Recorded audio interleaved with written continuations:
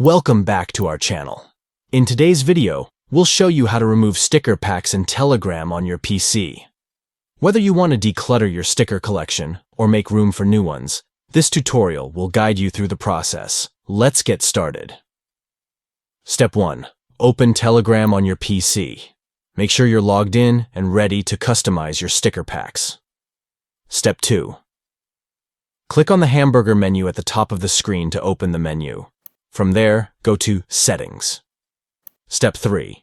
In the Settings menu, look for Chat Settings and click on it. Step 4. Scroll down until you find Stickers and Emoji. Click on it to access the sticker settings. Step 5. Now, click on Manage Sticker Sets. This will allow you to view and modify your sticker packs. Step 6. To remove a sticker pack, simply click on the little delete icon located beside the sticker pack. If you want to rearrange your sticker packs, you can do so from the same menu. Important note: on Windows, when you delete a sticker pack, it will be completely removed from your account. So, be careful while using this option.